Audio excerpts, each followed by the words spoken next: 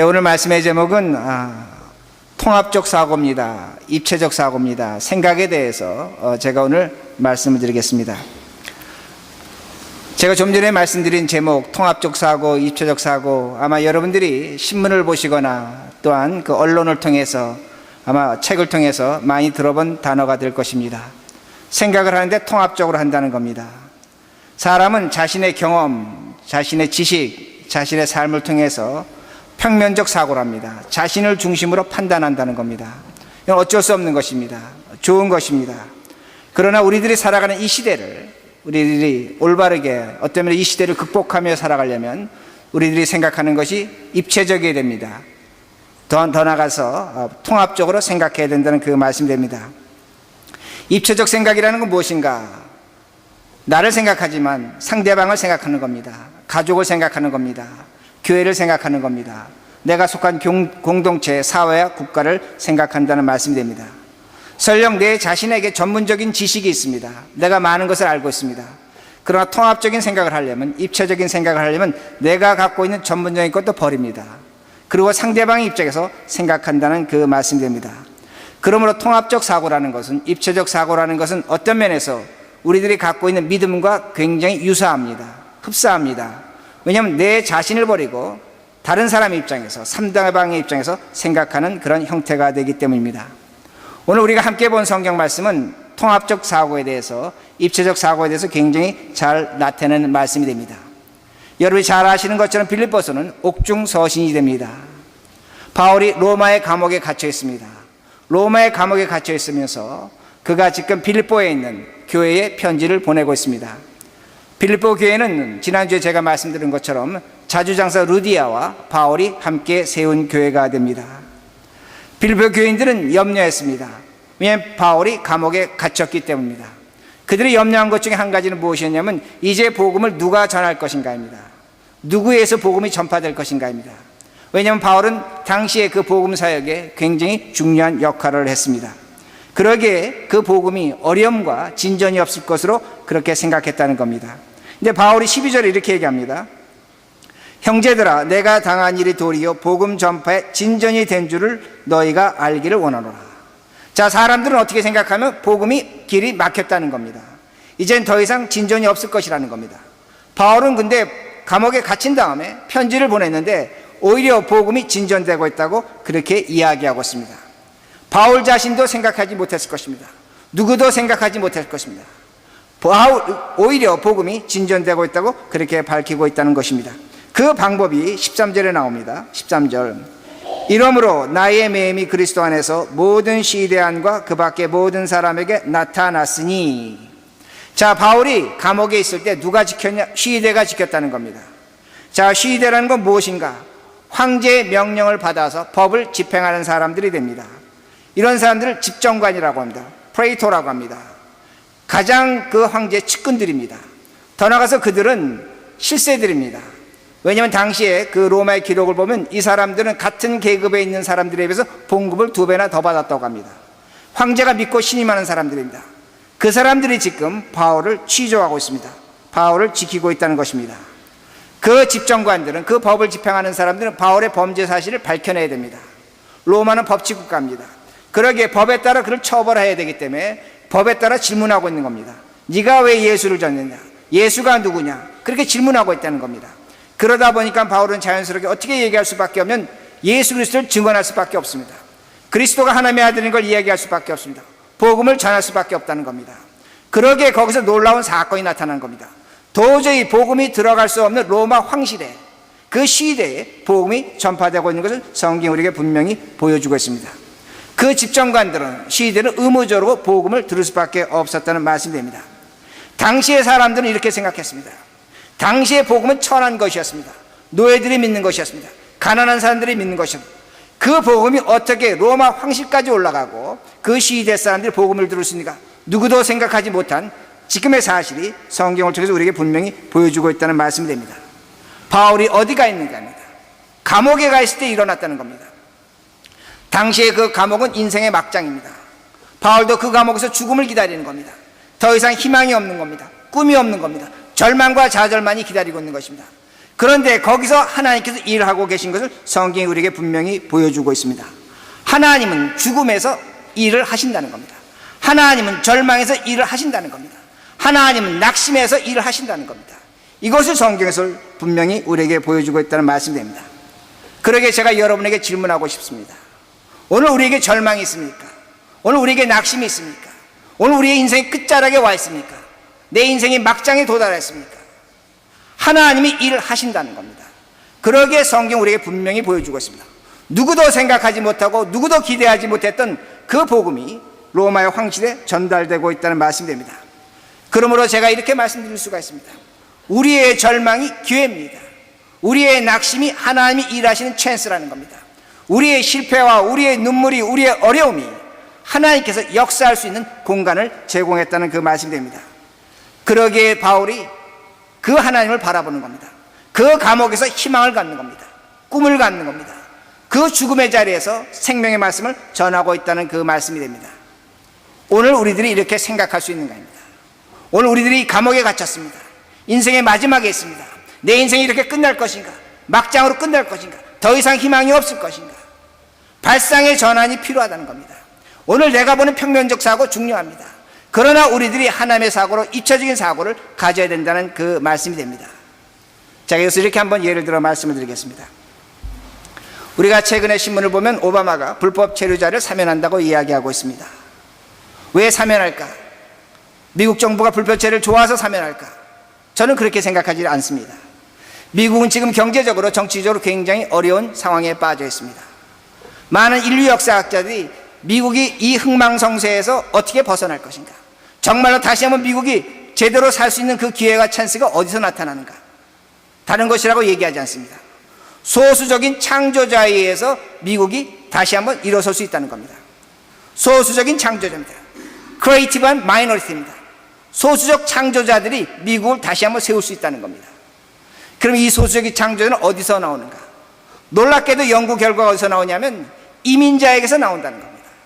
대도시에 사는 사람들에게 나온다고 그렇게 말하고 있습니다. 우리가 잘 아는 미국의 최대 기업이 있습니다. 구글이 있습니다. 야후가 있고 인텔이 있습니다. 선 마이크로칩이 있습니다. 이민자에 의해서 세워진 회사들입니다. 이 시대의 산업을 주도하고 있다는 겁니다. 그러나 백인 주류의 산업이 있습니다. IBM이 있습니다. GM이 있습니다. 포드가 있습니다. 월스트리트 금융기관들이 있습니다. 지금 그들은 고전하고 있다는 것입니다. 마이크로소프트의 빌 게이츠는 분명히 말합니다. 미국이 살 수 있는 길은 오로지 하나라는 겁니다. 이민자 유입을 막아서는 안 된다는 겁니다. 이민이 계속돼야 된다는 겁니다. 바로 우리를 향해서 미국이 지금 손짓하고 있다는 겁니다. 우리들이 이 세상을 구할 수 있는 자리에 와 있다는 겁니다. 다시 제가 예를 들어야 된다면 한국의 외국인 노동자하고 그 가족이 100만 명이라고 합니다. 시골에 가면 20%의 아이들이 그 집안 자녀들이라고 합니다. 한국은 더 이상 단일민족 국가 아니라는 겁니다. 2030년이 되면 한국은 1000만 명의 외국인과 그 가족들이 살게 될 것이라고 분명히 이야기하고 있습니다. 우리의 사고방식이 변해야 된다는 겁니다. 이제는 한국 민족이 단일민족이라는 평면적인 사고에서 입체적인 방식으로 가야 됩니다. 다문화와 새로운 문화를 수용할 수 있는 능력을 우리들이 가져야 된다는 겁니다. 그래야만 한국이 살아남습니다. 여러분 아시는 것처럼 일본의 경제가 어렵습니다. 왜 어려울까? 여러 가지로 해석합니다. 그 중에 하나가 일본은 이민의 문호를 개방하지 않습니다. 이민을 받아들이지 않는다는 겁니다.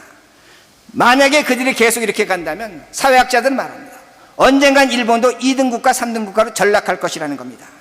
이 시대는 단일 사고방식이 존재하는 시대가 아닙니다. 이 시대는 복합적입니다. 입체적으로 생각해야 된다는 겁니다.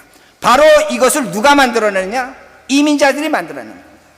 소수적인 창조자를 우리들이 만들어낸다는 그 말씀이 됩니다. 그러기에 오바마가 불법 체류자 사면한다는 그 말씀이 됩니다. 우리들이 이 시대의 주체자입니다. 우리의 자손들이, 우리의 자녀들이 이 시대를 이끌고 갈 수 있는 소수적인 마이너리티라는 그 말씀이 됩니다. 우리는 약자가 아니라는 겁니다. 소수 민족이 아니라는 겁니다. 이 시대를 창조적으로 이끌고 갈 수 있는 그런 발상의 전환이 우리에게 필요하다는 말씀이 됩니다. 왜 제가 이렇게 말씀드리냐면 바울을 보라는 겁니다. 인생의 막장에서 감옥 끝에서 하나님이 일하시는 기적과 능력이 분명히 나타나고 있다는 말씀이 됩니다. 그러게 제가 여러분에게 질문합니다. 여러분의 생각은 얼마나 변했습니까? 우리의 고집은 꺾지 않고 있습니까? 오늘 내가 갖고 있는 편견이 맞다고 생각하십니까? 맞습니다. 틀리지 않습니다. 그러나 그것은 평면적인 사고라는 겁니다.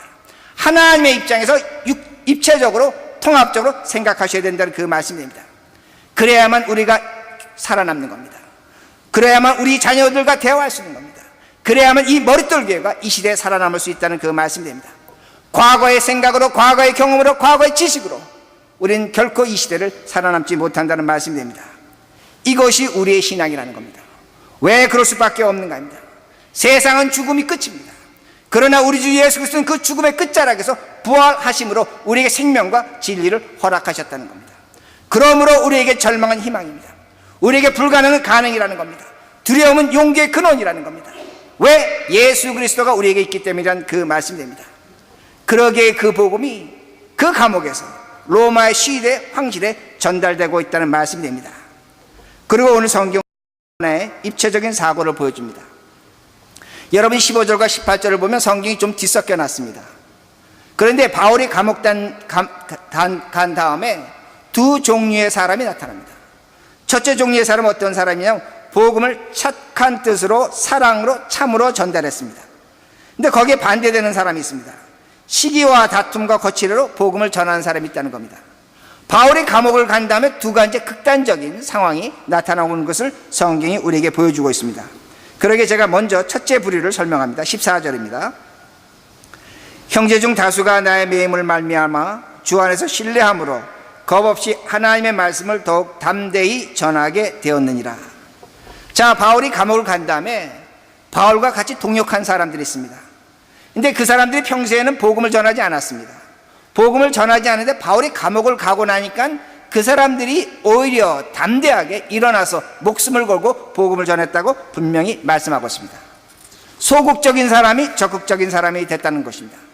바울이 감옥을 갔는데 거기서 복음이 끝일 줄 알았습니다. 근데 성경은 무엇을 보여주냐면 오히려 제2의 바울들이 나타나고 있다는 말씀이 됩니다. 자, 그러면 우리 모두 감옥 가야 됩니다. 우리도 감옥 가면 또 다른 기적과 역사가 나타난다는 겁니다.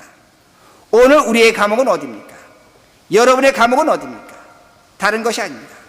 오늘 내 자신을 절제하고 내 자신을 낮추고 내 삶의 방법을 바꾸는 것이 오늘 나의 감옥이라는 말씀이 됩니다. 감옥은 행동을 제한시키는 겁니다. 먹을 것과 입을 것을 제한시키는 겁니다.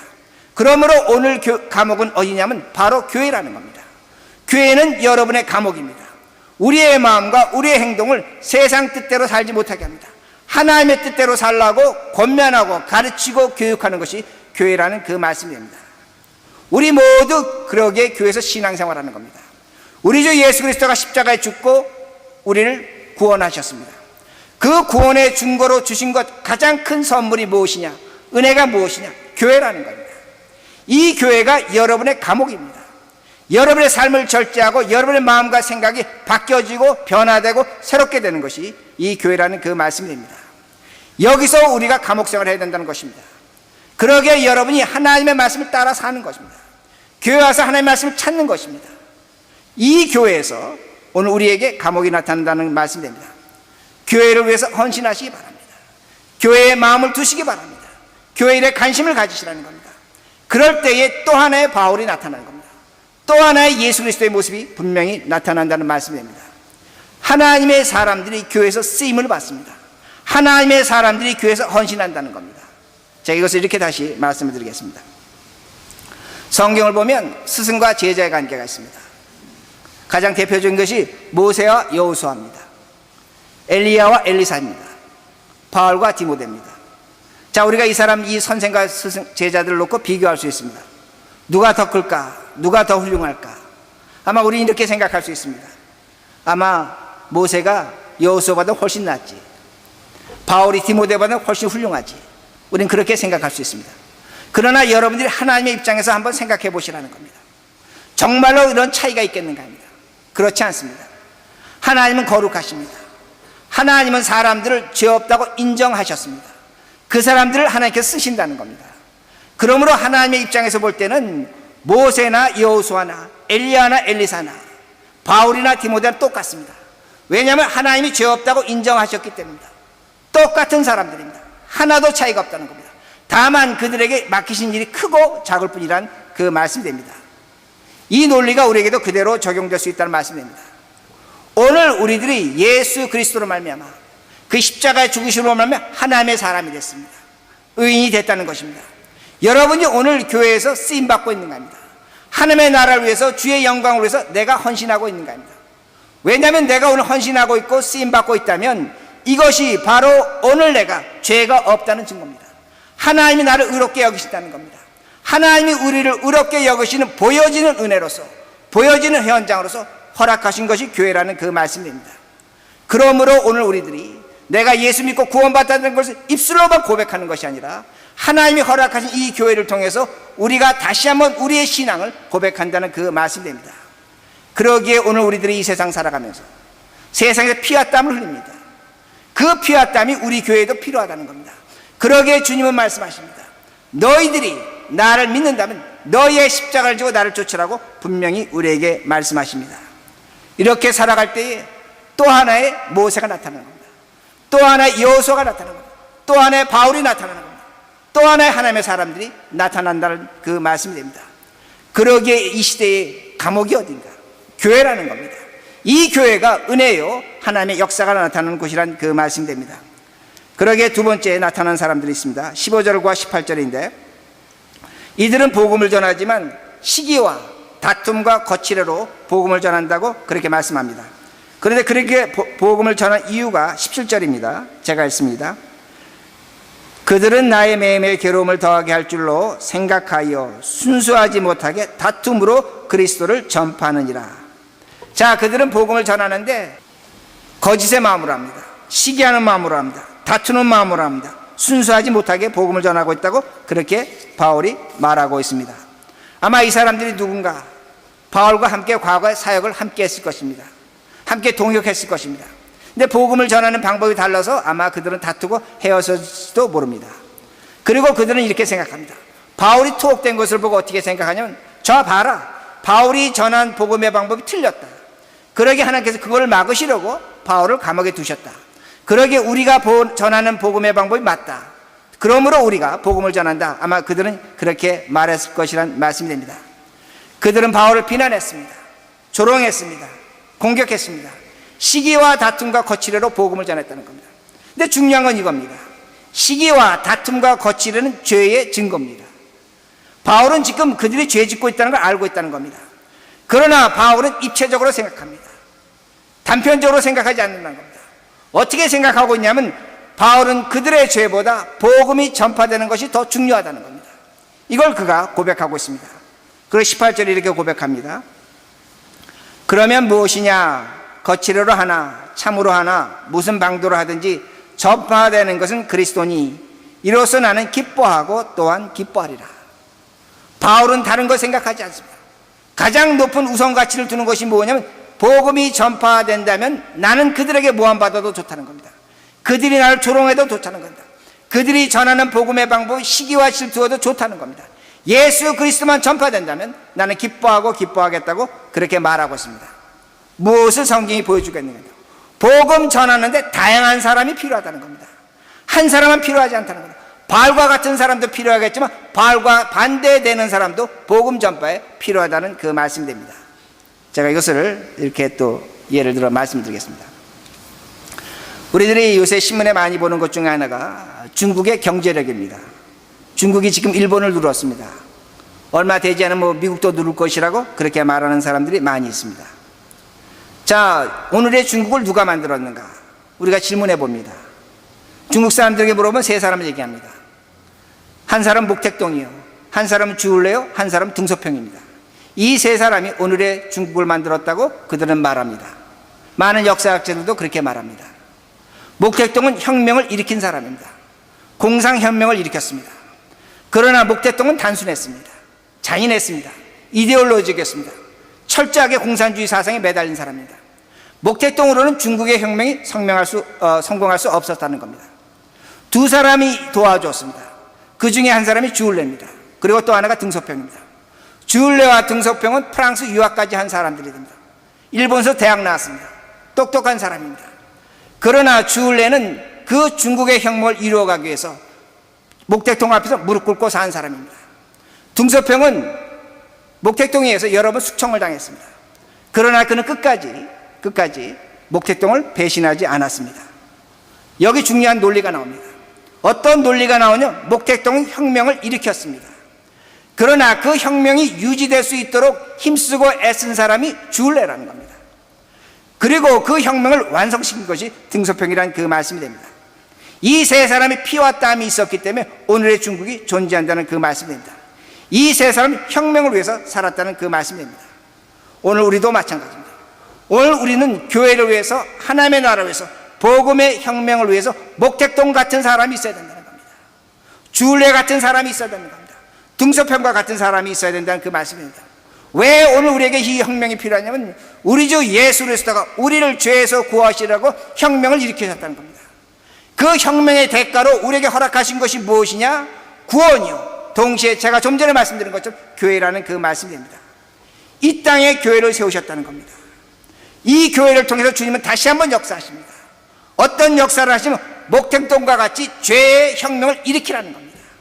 오늘도 세상에 나가서 이 혁명이 유지되도록 주울레와 같이 살라는 겁니다. 이 혁명을 완성시킬 등소평과 같은 사람이 있다는 것을 우리 주님께서 요구하고 있다는 말씀입니다. 이것이 우리에게 주어진 교회의 이유와 목적입니다. 이것이 교회의 다양성입니다. 이것이 교회의 성격이라는 그 말씀입니다. 오늘 장로님이 기도해 주셨습니다. 우리 머릿돌 교회가 앞으로 어려운 발걸음을 시작하게 될 것입니다.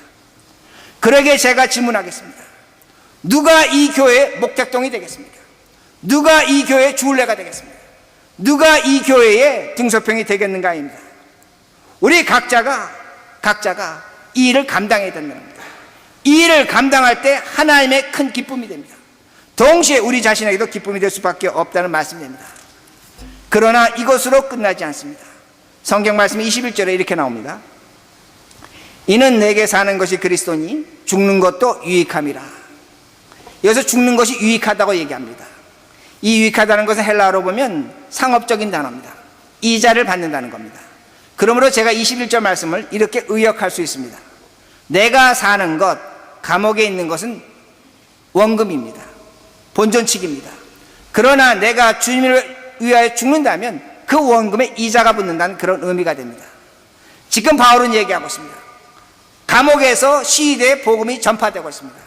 그러나 바울은 뭐라고 얘기하면 내가 예수 그리스도를 위해서 십자가에서 죽는 것, 그리스도와 같이 죽는 것이 오늘 내 인생의 원금과 이자를 함께 받는 것이라고 그렇게 얘기하고 있습니다.